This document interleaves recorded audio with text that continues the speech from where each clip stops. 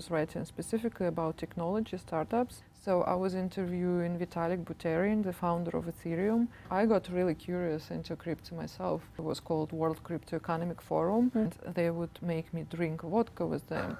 We are in this bubble and we see all these people, creators around. Okay, what's the main competitor? WhatsApp, Facebook, to Koum, the founder. And then everyone cited it. Wow, it's so good. And I didn't even understand what it meant. It was like, what happened? Mark Zuckerberg and him are going to Barcelona to the mobile summit. And if I come to New York, why would I write in Russian? Look how journalists make money to pay like taxes because I'm a woman. The next milestone is going to be a book. I love freedom. That's really important to me. I can't just mute myself and not post anything. Yeah.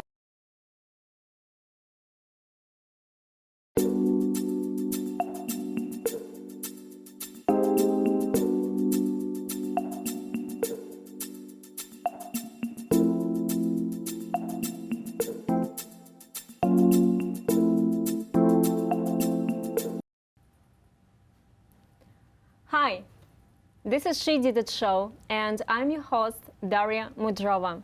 I am so happy to present you our today's guest, Anastasia Chernikova, the chief editor of Vivid Minds online magazine, New York City-based entrepreneur and journalist who has been working with top tech companies and interviewed top leaders in tech industry. Her articles have been published in such magazines as Forbes, Esquire, Inc.com, Entrepreneur, GQ, and many, many others. Today, she is chief of editor of Vivid Minds and proud owner of Visa for Extraordinary Talents in the US. Hi, Anastasia. Hi. I'm so happy to see you. Thanks for this introduction. Thanks for inviting me. My pleasure. I'm so happy to see you today. So we actually go a long way back. We've been studying with you at the same university and Russian State University for Humanities and at the same department, sociology. And how did it all started? Why did you decide to start your career in journalism? How that happened? Actually, it was kind of accidental. I didn't really think about becoming a journalist, but on the other hand, my mom still keeps my writings from childhood, like when I was 10 years old. I was watching, remember everyone was watching like Brazilian TV shows at the time in Russia. And there was one like The Wild Angel. I don't know how they call it here, but we watched it at that time. And she found a piece when I was doing some like revisions of this series, and I was kind of coming up with the new endings of each episode. So I guess I was a writer in my soul, but I never thought about it as a career. So I started at the university in sociology, but because I got to work early after school already, I was going to get some like part-time jobs. And when I entered the university, I already was looking for some part-time jobs. And it just happened that I found something in marketing and actually studied sociology with the specialty in marketing. So I was looking for something to just become an intern and to get something similar that I was studying at that time. And I got into the communications agency, like information agency, which was really big, but that was the first job in the marketing department. And while I was there, I actually, the first time I saw this world of journalists, and it never happened to me before. I just didn't have this community, and normally journalists, like they're people who have, well, I mean, not all of them, but many of them who have parents journalists, and they have this history, and they've got many friends, and they see it from their childhood, how cool journalism is. So to me, it was the first time when I was about 20 years old, I got into this information agency in the marketing department.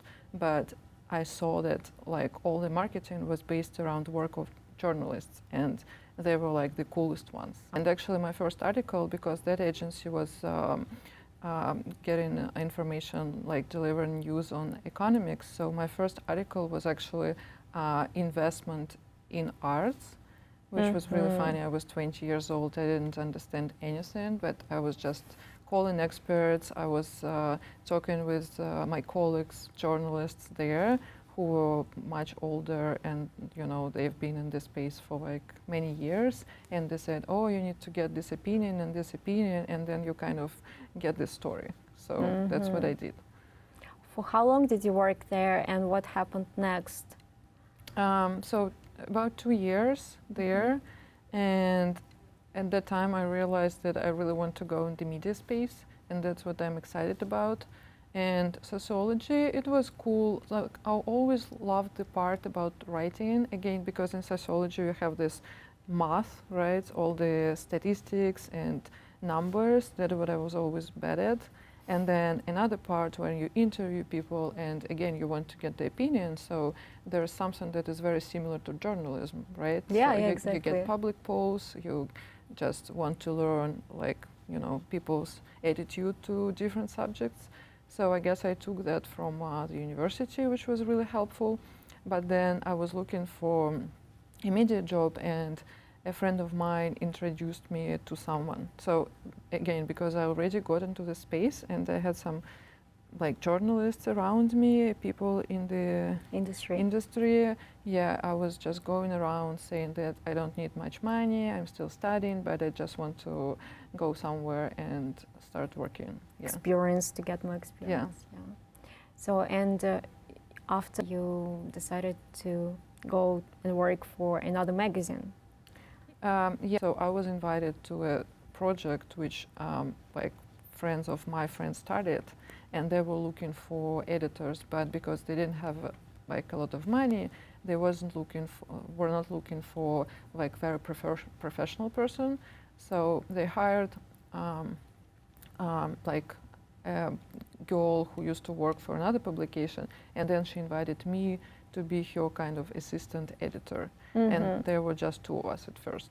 So, and you just started to get more and more experience working with social media as well, and writing. Yeah, the funny thing is that I actually became editor-in-chief already in like 2 months. Because they hired her. In 2 months? Yeah, they hired her, and she invited me, but then she got another offer from a bigger publication. And the guys, the founders, they were not able to find someone else, or they just didn't have time to look, so they invited me to become editor-in-chief. And all of a sudden, in like 2 months, I became, and then I was bringing people there, building my own like editorial stuff and the newsroom. Wow.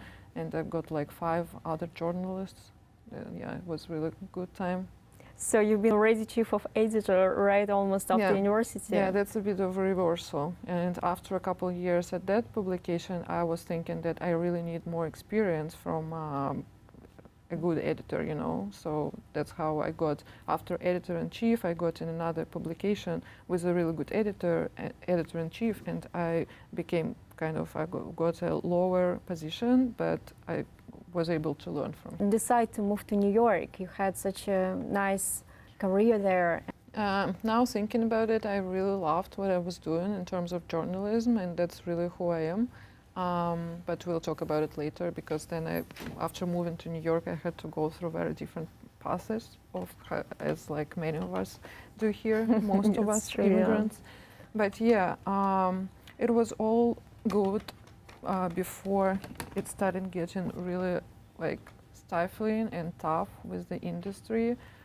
I mean, the political situation was getting worse. 2016. So yeah, I came here in 2016. I didn't come as like I'm moving here. I had my tourist visa for half a year, so I could stay here for the time. And the idea was to stay here for like 2 or 3 months and see how it's going.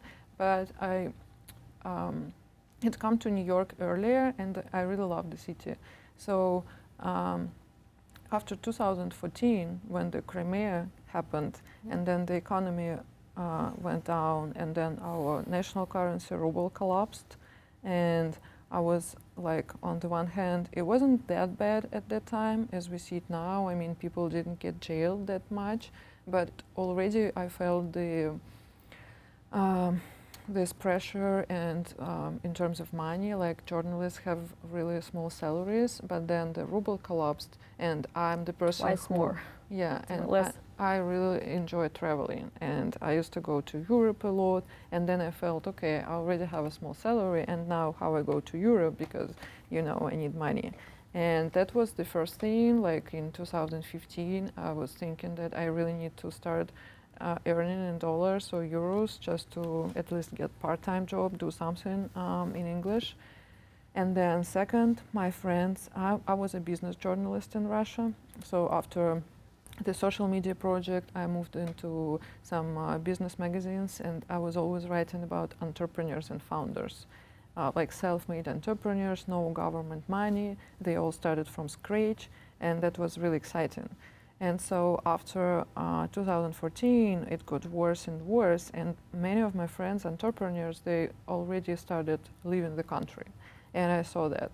So I was thinking that I should come to New York and just see how it goes, because I really loved being there. And when I had vacation, I was trying to go to New York because I missed it, and I already got some friends here.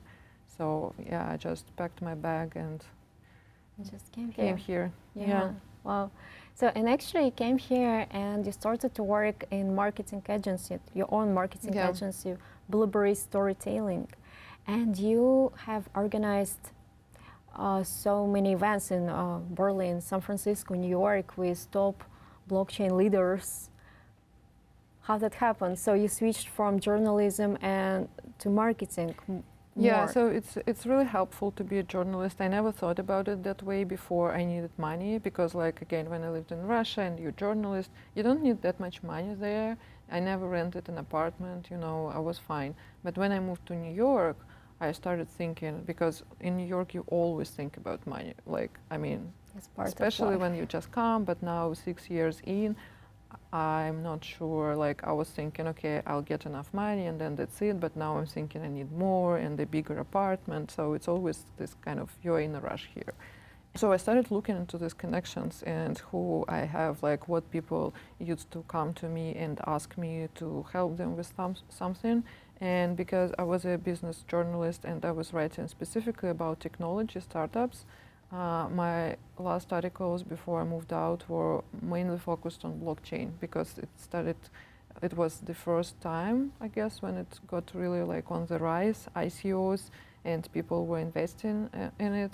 So I was interviewing Vitalik Buterin, the founder of Ethereum, when Ether was, their coin was just $12 back then. So he had the first community of developers in Russia, because he is from Russia himself, but he was brought to Canada really early, and yeah, but he speaks Russian, and I was doing this interview, and so I got interested in the crypto myself, because again, at that time, nobody really understood what it was, no journalist understood, so I bought some for myself just to have an idea of that. Now, when you write about crypto, you always have the disclaimer, like if you have any or not. But at that time, it would have been just impossible for me to understand if I didn't go through the process. Yes, and to exactly. see like what it was. And then because it got higher, I mean, the price got higher to like, maybe, I don't remember, $300. It was a lot, right? Went like from $12 and then to 300. I got really curious into crypto myself. And so when I moved here, as I said, it was on the rise and there were so many events. So my friend recommended me to some guys who were organizing an event in San Francisco, a big forum, which was actually very successful. It was called World Crypto Economic Forum, with one of the creators of the Bitcoin protocol, Nick Szabo, and yeah, some other really cool guys. So they invited me to help with media and moderators, and so everything related to media. And I was interested because, like, first I needed money. I just came to New York, and second, I wanted to see the media scene here to understand how it works. And that gave me the opportunity to invite journalists and talk with them and just meet them. Wow. Yeah, and after that event, I was invited to do another one because it was so successful. And then there were a couple, which really helped me just gain some first money. Yeah, that's both money and experience and the network. Yeah, actually, when people. people ask me, especially immigrants, they ask me for some advice. I'm always saying that organizing events, not even, I mean, going to events is also good, but organizing it's the best because when you host, you get to know everyone who's coming, and then you Right. get these connections right away. So you really started to build your connections in New York already, not only in Russia, yeah. Yeah, I mean, I needed people just to have people to talk with, and my first idea was that I didn't want to get stuck in the Russian community. That's what I, came It's with. a danger. Yeah, I was for like, I know immigrant. people. I already met people who only, were just getting into all this Russian, I don't know, companies and only speaking with Russians. So that I was trying to avoid. And honestly, the first year, I was deliberately not going to Russian parties. Like specifically, I was trying to hang with Americans, and that was my goal. Okay, I understand that. It all went away in over time. But at first, I think it was really important because otherwise you could just get stuck into it. Yeah, that's true. You mentioned that you started to be interested in Bitcoin and crypto back there in 2014. Tell us more about your experience. Did you got like some coins and they've been successful lately or no? Yeah, so there were not much, and also because I have this entrepreneurial urge, I spent most of it on doing conference. I did my own conference and I paid for the space and everything with crypto. I was organizing my event in Berlin in Germany, and after I did some here, helped guys to organize them in San Francisco and New York, and I was like, I can do it all just by myself. Yeah. And I came to Berlin, to Germany, where I didn't have anyone, I didn't know anyone, and just rented a space, put $15,000 into it, and then on top I needed to pay for the food and everything, and that was actually my crypto money. Wow, so you organized already events back there with paying with crypto. Yeah. that was a bit later. Cool. I don't remember the exact year, but maybe 2018, something like that. Okay. Yeah, but I was actually the first person who gave them crypto because they did the whole system for me. That organization, they were thinking about how to accept crypto, and yeah, they had the whole process. You started your own media in the US, the Vivid Minds, the magazine which is focused telling stories about entrepreneurs' mental health journeys, their struggles, their challenges, how they overcome that. Why did you decide to go back to journalism again? How was you inspired to do that? I wish I could be that person who could just make money and run their business, marketing business. And people were saying I should do content marketing projects, and just advise startups on how to do marketing. But because I was really missing journalism, and I wanted to do that.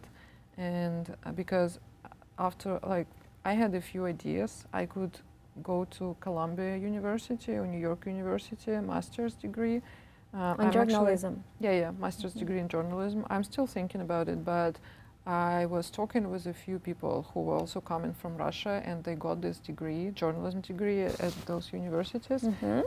And everyone I talked, and there were maybe 5 different journalists, they were not very happy about it because they, as myself, they already were kind of established journalists in their own country in Russia, and then they put a lot of money into, some of them got loans for the university, and then they were still offered assistant job.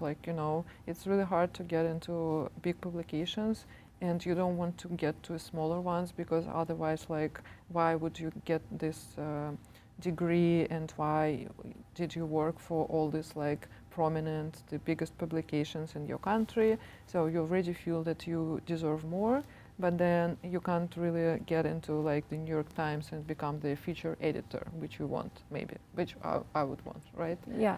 Feature editor, I mean the one who writes about, not editor, maybe correspondent, but someone who writes really deep pieces interviews different people for one piece, can spend time like a month on doing something like investigative reporting, which is really cool for me, but I didn't want to do news and to do all this just assistant work, you know. So I was thinking, what can I do to really write and interview people, to write about what I want and interview people that I want to. You're interested in. Yeah. And so I was like, okay, I can do this blog. The first idea was to just do a blog and start doing these interviews myself. And then I was like, blog doesn't sound good.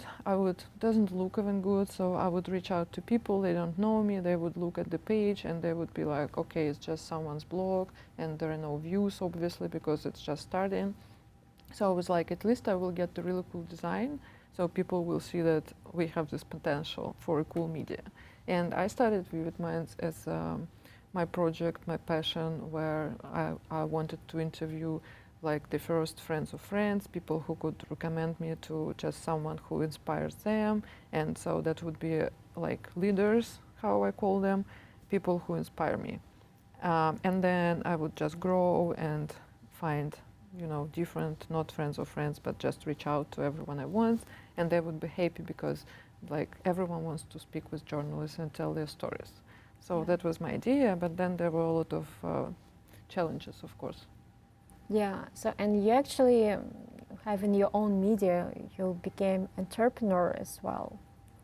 Did you face any challenges on this way, having your own media and developing this blog, making something bigger than just a blog? I mean, there's so many challenges. First, I wanted to write stories, but now and even like after months, it got really, like I understood that as an entrepreneur, as you said, and the founder of your media, you don't really write stories. You have to promote them, you have to find people to write them. Otherwise, you just spend all your time on writing stories, then nobody reads them, and you can't do it often because you also need to make money somewhere to support this media. That's true. So the first thing I realized that actually getting my media, it's more entrepreneurial than being journalist. I mean, it's journalism because I still, you know, I can do these interviews. I'm editing pieces, but I don't really do most of them myself. I hire journalists, and I have executive editor now. And yeah, we work together, but like I'm editor-in-chief, so the final decision is on me, and I pick who I want to write about and who not. They pitch stories to me, and then, yeah.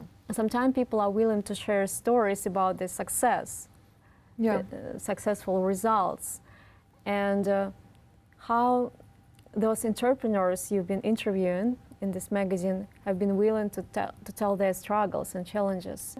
So I was always thinking that it was my really good skill because, again, I was a journalist for 8 years in Russia, so I was aware of my kind of strong sides and not so strong. And I always had this really deep conversation with entrepreneurs. Like I was going to regions in Russia, I was spending 3 days and talking for like sometimes it would be 10 hours with one person, and they would tell me everything, and it was always so amazing. Like one day I would go to like suburbs of Siberia, and they would make me drink vodka with them. And, this is awesome. And I'm like, I really have to drink this vodka because otherwise they wouldn't feel that I'm They with will not them, tell me know? that. Yeah. I mean, I just always wanted to feed, and I felt like I can do that, you know? Like people would feel that they can be comfortable with me and they can tell me their stories. Yeah. And then some people would say that after talking with me, they feel like they talk to a therapist, which was kind of a compliment to me. So, and besides, I was always feeling that all those like human, very vulnerable moments, they was the most interesting and inspiring to me. You know, not the digits, not how much money they made.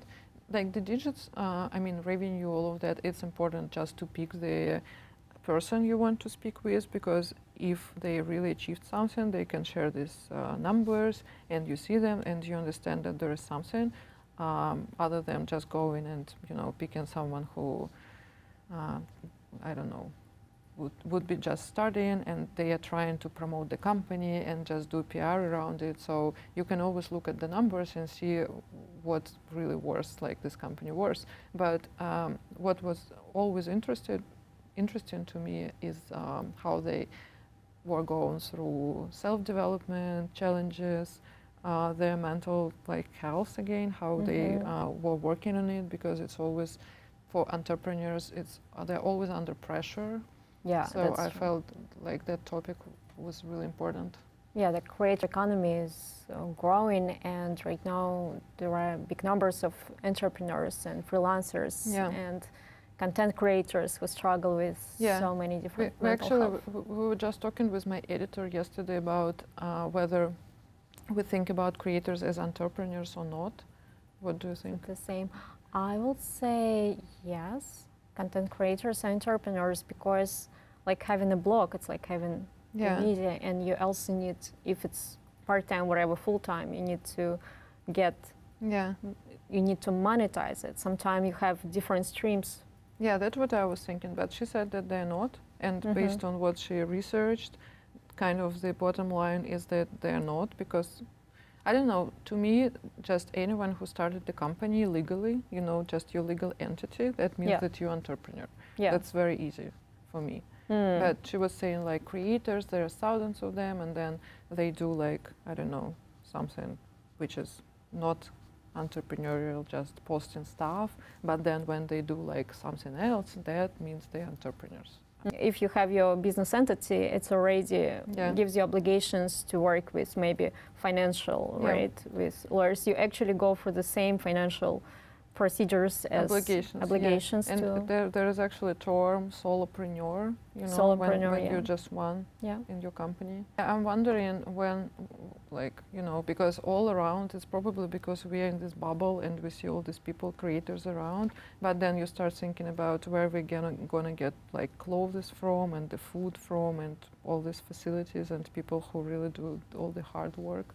Like, and if they want to become like creators, everyone, it's I mean, be tough. Being creator is also having the team sometime, right? Who is working for you, so you are owning your own business and you need to manage stuff. And speaking about people you've been interviewing, like Vitalik, Buterin, or young Koum, how did you reach them? So it really depends case by case. With Vitalik, he was coming to Russia with his uncle, and I don't really remember, but it wasn't hard. I mean, because again, it was all iterating when you, like, I wish I had all these people around me here who would tell me, oh, this person, you know, you can interview him. Like, because I knew all the newsmakers, all the like founders of tech companies in Russia, basically all of them. So there were all these insights spreading around, and someone would tell me, oh, you know, Vitalik is coming to Russia, like, do you want to meet him? And then I probably asked some friend to introduce me. Yeah, but I don't remember exactly. And young Koum? When I was the editor-in-chief of that social media website, Telegram founder Pavel Durov, he just started Telegram, and I wanted to get a comment on it, like on Telegram. And I was thinking, who could give me a comment? And again, I didn't have any experience, like I haven't worked with any editors, really good editors yet, so I was just like, okay, what's the main competitor, WhatsApp? So I'm gonna just write to the founder of WhatsApp and ask for the comment. And so I just sent an email, or maybe I messaged on Facebook. Oh, no, I think I messaged on Facebook to Jan Koum, the founder. And at that time, I also realized he was from Ukraine. I didn't know that. Oh, really? Yeah, he is from Ukraine. Yeah. And I just sent him a message, and I remember I was checking this because like it was also hard to check your English back then. Now I have all these proofreaders around. And I was like, wow, I need to write it and I was like, oh, if he responds, how should I text him back in English? I will have, and I remember I was doing that, like sending him a message and then realized that it's not that great and was correcting it right after that, like sending another one, you know, what, did you do that? I think many people do this. Like, Yes. and it looks so weird because now I understand that nobody cares. I mean, Yeah. if they understand you, that's what is important. It's the most important thing. And I was like, oh, you know, I just corrected myself. I know how it should be, like the consequence. And so he responded, he gave me a comment on Telegram saying that like something like Durov can't create, don't quote me on that one, I don't remember exactly, but something like Durov is not able to do something on his own. He's always copycatting because he did the social network before, which he supposedly copycated from Facebook. And he said that, and I posted it on my small social media, and then everyone cited it. Like all the largest publications in Russia, they cited it. And my founder of this media was calling me saying, wow, it's so good. And I didn't even understand what it meant. I didn't really. Like over time, I was, wow, that was a really good thing when they cited me. But at that time, it was like, what happened? I just did this comment because I needed it for the story. And then Facebook bought it 2 years later, maybe after I got this comment. So Facebook announced buying WhatsApp for like $16 billion, huge amount of money. And I was like, oh, my friend Jan Koum, who gave me this comment, I will reach out to him again, asking about He's that. He's a billionaire now. yeah. I didn't think about that, but so I texted him, messaged on Facebook, and he said that Mark Zuckerberg and him are going to Barcelona to the mobile summit, and they're going to present it. And if I wanted to come there, he would give me the interview. Awesome. And then he also invited me to his birthday party, but then PR guys said that it's not a good idea, so I didn't get to go there with Mark and everyone. Because you're a journalist? Or Yeah, it's a private party? Yeah, I guess because Jan Koum, he was so, like, I'm still, I don't know, I would hope to meet him in person. Actually, I met him when I was interviewing him, but sometime again, because he seemed so humble and he didn't know about all this PR before Facebook bought it. That's my guess. And he was working as a founder, developer. He was really focused on his project. And then when Facebook bought it, they got all these obligations and all this like PR stuff. Policies. Yes, policies, what's right, what's wrong. So I came to Barcelona and he said that they won't allow journalists to go to this private event because it was not like, journalists. They didn't want birthday for journalists. Yeah. They wanted to control the publications and everything. Yeah, of course. That's what companies normally do, especially big companies, right? So they want to invite journalists for like, everyone wanted to get there. So, but he was really nice. To get exclusive content. Yeah, I still got exclusive because I was talking with him in Russian. Yeah. And all the PR people were around standing and they didn't understand it. And then I don't know why I did that. Normally I don't. And my editor, my great teacher, he wouldn't approve that. But I was like, do you want me to send you the interview to check? And he was like, why? And some people, they would insist on sending it. And he was like, it's my words, what would you send me? Like, yeah, so I respected him That's for amazing. Everything. Yeah. Wow. You did an amazing job and switching from Russian to English. How was this transition for you?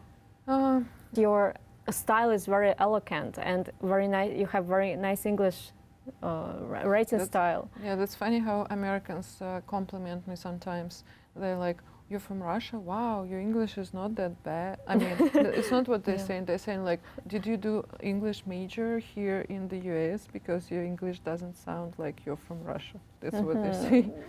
This is a good compliment. I mean, I still think sometimes how much I could have achieved if I was just sticking to Russian. Even, here people would do these content creators, they would run their Instagrams in Russian, right, just send post pictures. And just yesterday I met with a girl who is a psychologist and she's got 1 million followers on Instagram, and she runs her project. She lives in LA and feels totally fine. And I was like, wow, I never even considered that. I was thinking if I come to New York, why would I write in Russian? Like, otherwise I would have stayed in Russia. Now it's a different story because I wouldn't have stayed in Russia like anyway, because after stuff, after the war. yeah. But before I was so just wanted to be in this global community and connection with international people, and I was always thinking that I would write in English so people from all the countries can read it. Yeah, the audience who understand English is much bigger than Yeah, and I Russian. just feel that it's harder. I mean, I'm still going there. I'm not that famous as I like. I mean, I'm not famous here, but you still have lots of not on that publications. level how I was in Russia. So I'm still getting there, but I get this satisfaction because I know how hard it is, and I kind of proud of myself that I'm going through it, and I still stick to English. I hire editors, professional proofreaders, so yeah, doing all that. Yeah, and having such a great experience working in Russia, in Eastern Europe, and in US, what are the differences you could mention about journalism here and there? I think it's so different, you can't even name that, but it's more about the mindset, not that much about journalism. Just today, I mean, I see it every day, speaking with friends, like Russian friends, and even those who live in Europe, not in the US, for example. I was on a business trip 2 weeks ago, and I was going with some company, helping them with marketing and with the event. And I was talking with bloggers, and because this company, they do a product for travel bloggers. And my colleague from Russia, he lives in Turkey now, like all of my friends, I guess, moved out from Russia, most of them. But he was saying, wow, you're really overselling our company. You're talking that. And I'm the person, like, if I'm here in America, even talking with you, you would say that I'm one of the least persons you would think that I can oversell something. Because, I'm pretty introverted. I'm not that, like, smiley and that excited. I don't say, like, great, everything is amazing and so on. But he still was like, you are really overselling our company. I was like, how can I oversell? Is this the fact, this the fact? And he said, yes, they're all facts. But how you're saying it, it sounds like cooler than we are. And I was seriously, you should get. And I recall that because just today he sent me a post of some creator from the US. And he was asking me, is it normal for a creator to post this kind of content? And I was looking through it and I was like, it's just a regular stuff. She was sharing something, how she flew with, I don't remember which airlines, and what she liked about it and not. And I said, it's just a regular content. And he said, it's so, even for a paid post, and I think it was not even a paid post, but he said, even for a paid post, it's so promotional, I just can't get through it just to read it. Okay. And I was like, that's how it works here in America.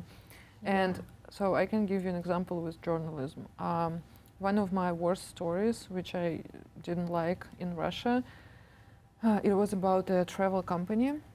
And the reason I didn't like it, because I wrote it one way, and then I have editor-in-chief who I respect, but in that case we had disagreement. And he decided to edit it. And his point was that I was writing too, like appreciating the company and in this really positive tones about it, while he saw that these guys raised a lot of money and they didn't put their own money into the company. So that was his problem. He was saying, wow, they raised a lot of money from others, but they didn't put theirs. Oh, it's a bad thing? So, yeah, exactly. So he was like, that's a really bad thing. And he just transformed the whole article that it looked kind of, it was still facts, because we're saying like journalism, it should be neutral, but still, when you read any piece, you can get the tone. Is it? Yeah. And then here I was connecting with some entrepreneur, and he was saying, you're an entrepreneur, you don't put your money into that, you raise money from someone. Yeah. So he saw it exactly on the opposite way, which is good for entrepreneur. He was like, you don't invest, you just find people who would invest. Yeah. While my editor in Russia was like, let's just, why they didn't do put their this, own money? Yeah. Okay. I mean, the business mindset in US is it's much more developed. And actually, what I could highlight as well, maybe how it's common to position yourself. You need to show up. You need to tell about yourself. Yeah, that's also to present, so different to in sell. Russia. Yeah, I mean, for some reason, I don't know, like all these information products now coming from Russia, even though those people, they position themselves, but normally it's just some projects from people that I don't like. Do you know what I mean? Like here you would see branding of some really like inspiring people, inspiring to me, and in Russia I would see many people who are not inspiring to me at all, but they're branding themselves. So somehow I guess it's because more intelligent, like people who I admire and like in Russia, they think that it's bad to promote themselves, so they don't do that. And then those people who I'm just watching, like, oh my God, you're really doing this course? Like he didn't even get any like education, and he's like 18 years old and doing a course on like how experience of life. Which are the key journalist standards you would highlight? Which are more important for you? Yeah, so that's a really big topic. I feel now that it's really important to just go with, so when I hire someone and I'm talking with people, it's just my gut feeling that I can see this is a good person. And then I know that they would have some ethical standards. Because what media are doing now, like in the US, there's so many contributors in Forbes and in different publications, and they could implement the links and promote brands if they want. I mean, there's no way you can do it like 100% to just avoid that. So what matters really is not the rules that you, well, I understand the rules are important because if there's so many contributors, you can't really talk with everyone and see if they're good or not, right? And then you can be mistaken. But still, I believe that there's this ethical feeling, so you can distinguish your writing from like promotion and, you know, when you want to do marketing for brand, for example, I can do marketing, but I would never do like a post on Vivid Minds with this brand as like promotion to get money, because I really separate my journalism work, even though I don't make money and I will suffer, but I can't do that just because this my ethics. And then marketing I can do on the other hand. But some companies, they probably wouldn't even hire a person. I mean, some media companies, if they worked for marketing and PR, because they would think that they can do it in their publication. They can promote. Yeah. So I don't know. I guess now it's a really interesting topic how journalists make money, because so many switch into PR and they are paid less than PR managers, which is, you know, really weird because like journalists have all this power and they're way less than, I mean, there are less journalists than PR managers, but still when you work on the commercial side, you get much more money. So what can journalists do when they sometimes get paid like $100 for a piece that they've been writing for like a week, or they don't get paid at all sometimes, in some cases. So, Considering yourself more as a journalist or entrepreneur? I'm still thinking about myself as a writer. And I go into this like back and forth about the art. Every time I meet with artists, I'm like, maybe I'm even an artist and I should go to the art school, you know. But I think my art and what I really want to do, and my next milestone is going to be a book. So it's like more writer stuff. What it will be about? It's actually non-related to any tech stuff, anything. I started doing it when I came to New York, just about my life in New York, a draft. And then I was meeting people and doing stories about my friends, but it's kind of in between non-fiction, fiction, without their names, but based on real events. Yeah, so it's going to be short stories about people in New York. I haven't decided if it's just Russians. Probably there are going to be Russians in New York, especially now because, you know, after the war, there are new feelings coming out, and I just, rethinking all of that.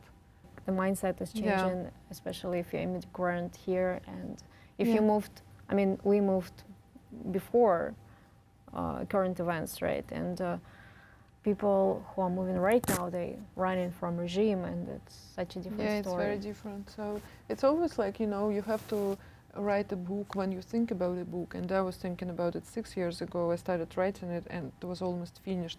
But then 3 years passed and I was like, now I'm a different person in New York. So I should start it again and write in a different voice, which is now, I understand, not like how it works at all. Because you always, like, you have to publish a book and then you start another one in another voice. And that's how the author develops. But now, because I still have this draft, and I'm another person and rethinking everything after the war, so I have to change everything because I haven't published it yet, you know, and now I can't just publish it that way. Yeah, because it's a different Yeah. context right now.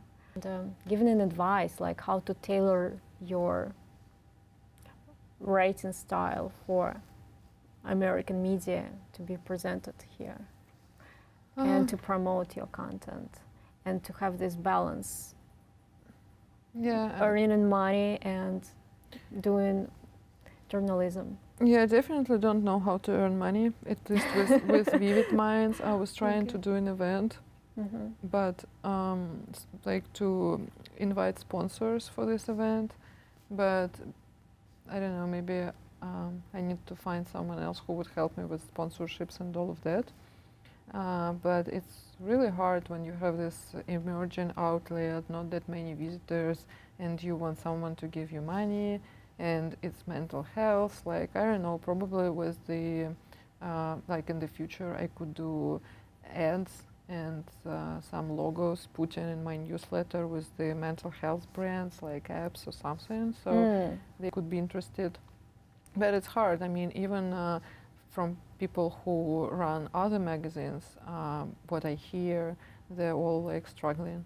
I heard recently from one person who turned his media into non-profit, which I also consider with Vivid Minds, because he's been trying to make money for like 5 years, and then he turned it into non-profit, and then it's easier because you can get donations and the companies.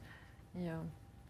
And subscription-based models, donations. Yeah, subscription is hard because people normally pay for some practical advice. So the problem with media, how I see it, once I start charging and start putting ads and everything, I would need to change content, because then you have to always think about your, like, what someone waits from you. And what I wanted to do with Vivid Minds, how I started it, that I really don't care. Like, I do these long stories, which I like myself, and they're all not like, well, we SEO them sometimes, like SEO optimize them sometimes for SEO, but I remember the first SEO report I got, and there was the person, like marketer, who suggested me 20 titles for my website, and they were all exactly what I was always trying to avoid, like, you know, 10 trips, 10 tips, 10 something, like all of that.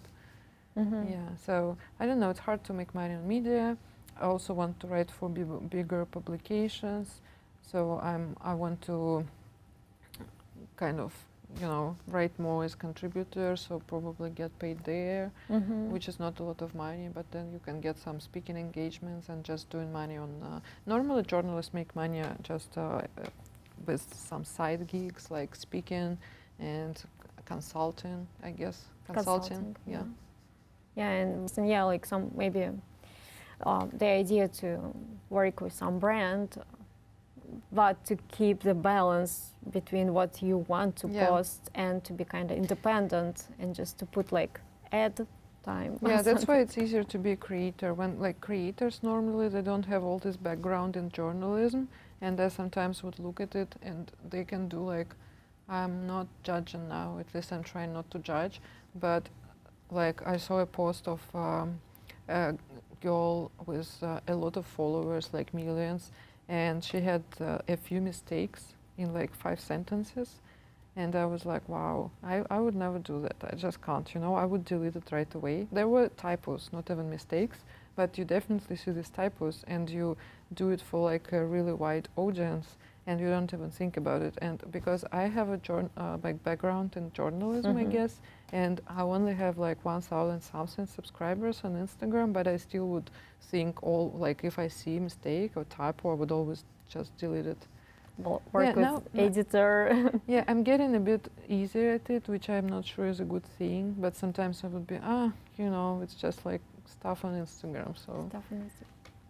You've been working also, yeah, in Russia and here, and did you mention some women leadership differences in workplace, or how to be a woman working in journalism in US and in Eastern Europe, it's a different thing, and what are those differences you would highlight? That's a good question. I personally didn't have any kind of problems of being a woman in Russia. I know that some people say, like, I mean, when Me Too started, the movement, and people were saying, oh, you know, if you really dig deeper into your past, you would find something. And I really dig deeper, and I found 2 stories when I could say, but I never even thought about them, you know, so I don't think they really harmed me. They were the stories of like when I was working, when I was looking for a job as a woman, and there was one guy who, I was my first job, just when I got like the first semester at the university, and I wanted to find some part-time job, and I just found something as like office manager part-time. And so I came to that guy, but he's just kind of, I felt that he was weird, but then he started calling me like at night, and then the next night, and then he started sending messages like, how much you want, I'm gonna pay like whatever you want, just come here, something like that. And you could think about it as harassment it's and harassment, just message, but it never occurred to me, you know, I never you thought just about didn't, it. like, I don't think about it's really, I got traumatized because of that. yeah. And then there was another similar story, but I never had, I mean, when I did all these interviews and I interviewed most of entrepreneurs were men, I never personally felt like anything like that. The other like thing, comparison maybe that again, most of people I interviewed were men, so that I can say that in Russia, definitely still more like, at least in the tech environment, tech industry, they're all men. And here in the US, because there's so many programs now, and women are getting encouraged, and yeah, just more and more women coming, which is in tech, which is cool. This is great, yeah. And there are special programs, and they get special privileges. Actually, not that many privileges. I was trying to check if I can get less to pay like taxes because I'm a woman. Didn't find anything, but yeah. Okay. There are some. Yeah, there is still a lot to work. How do you feel? Is it like very different?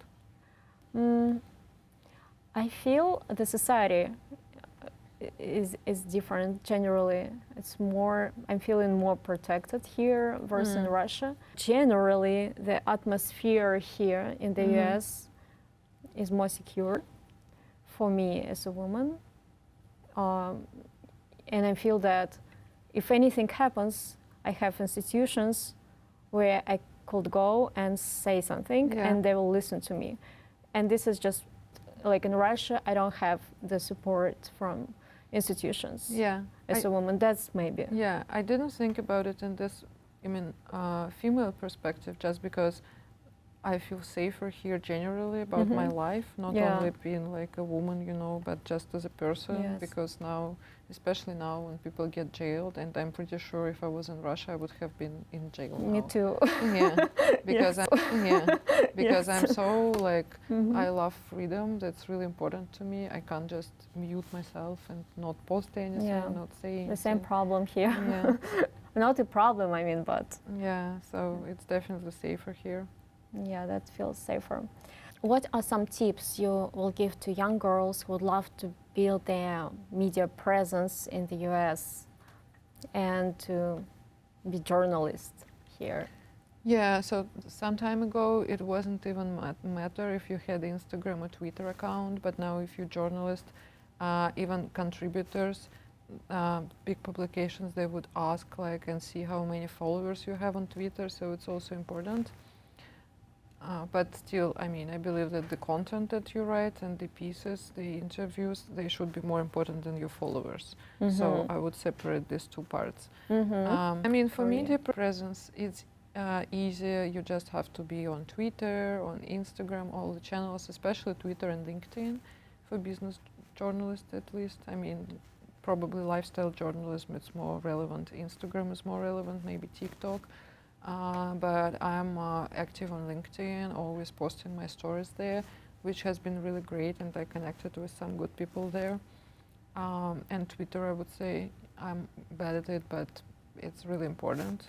And I know a lot of stories how people got connected with editors and just got their stories published through Twitter, so that's cool. And for journalism, and I mean general in life, I really believe that if we follow our true selves, like thinking about what we want, even in terms of topics, what we want to write about, who we want to work with, and if we do what we really love, so many people that just can't find what they love, you know, and then especially like the important thing is to find and then just follow that, which is also hard, but it's already the next step.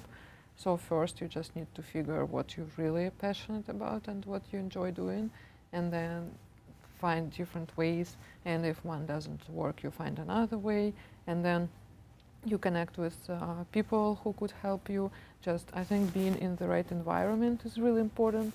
That's what I was trying to do in Russia. Like, it was really hard for me to get into this journalism community, but yeah, once you figure it out and you really want it, then all these tips and like insights, great conversation are coming because you are in this right place where you feel that people understand you and you help each other. Yeah. Yeah. Wow, that's awesome. Thank you so much for this advice. Thank you. I think it's a long talk. It's a long talk. And my last question, what book you would, or media, which are you reading and you would recommend? So it's simple here. I read The New Yorker, even though it's getting harder and harder to go through these very long pieces. And it's just crazy how year by year I can see that my attention span is getting lower. You know, like 2 years ago, I would be able to read like 20 pages once, and now I have to do like just 3 times to sit down and get through them. But still, I love The New Yorker. In tech magazines, The Information is my favorite online magazine. And then I also read Vanity Fair because I like the style and the kind of intelligent, you know. Yeah. Thank you so much. Anastasia, thank you so much for being with us today. We are waiting your book. We hope so. So I'm sure everything will be amazing with your career and you'll achieve your goals. Yeah, and thank you so much for watching. If you have any questions, you can always reach us on Instagram. And have a nice day. See you next time.